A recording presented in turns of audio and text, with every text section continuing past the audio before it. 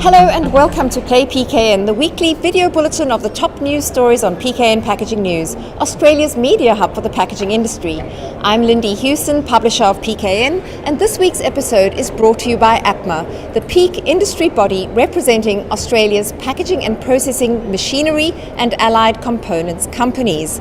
I'm coming to you live now from Regen, the trade show in Sydney.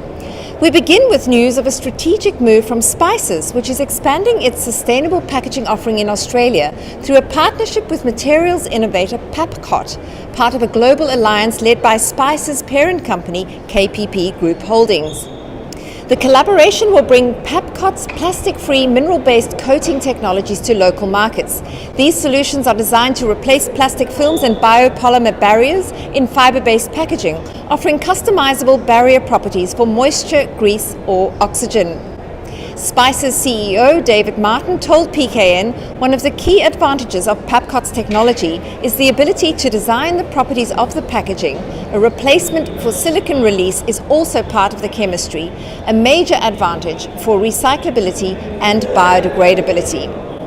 Papkot's coatings are production-friendly, mill and converter ready and compatible with existing flexo lines, which means packaging manufacturers can adopt the technology without expensive equipment upgrades.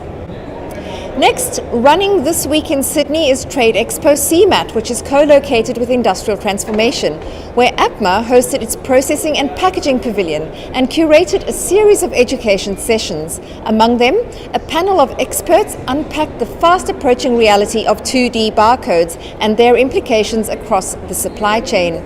Moderated by Andrew Steele from GS1 Australia, the panel included leaders from Matthews Australasia, Result Group and SICK, who all agreed the move to 2D is inevitable, but its successful rollout will demand industry-wide collaboration, regulatory alignment and investment. It was a very interesting panel.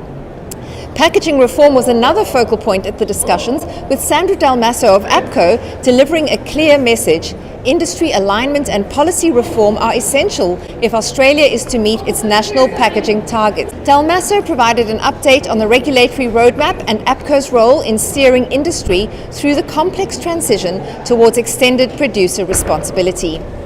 And Detpak's Mark Rawlach, meanwhile, highlighted how fiber-based packaging is leading the sustainability shift in FMCG sectors. He pointed to rising pressure from automation demands, sustainability goals, and changing consumer behaviors as drivers behind the innovation surge in fiber packaging. Meanwhile, over at the Regenerative Packaging and Waste Expo, or Regen as we now know it, circularity was front and center, and Planet Arc ran its circularity conference. It's been in the news this week, that is Planet Arc, announcing leadership changes. Dr. Nicole Garofano, who has led the Australian Circular Economy Hub since 2021, is departing following a restructure, and Adam Cully has been appointed co-CEO alongside Rebecca Gilling during a leadership transition period. Cully, currently Deputy CEO, will take on the sole CEO role by the end of 2025 as Gilling steps into retirement. In some news from the shelf, Coca-Cola and Disney have joined forces for a galactic collaboration, launching a limited edition Star Wars themed packaging range in Australia. The release includes 21 collectible Coca-Cola cans and bottles featuring characters like Darth Vader, Princess Leia and the Mandalorian. But the campaign goes beyond packaging. Select cans unlock an augmented reality experience via QR codes, letting users record and share hologram-style Star Wars messages from the 1st of August.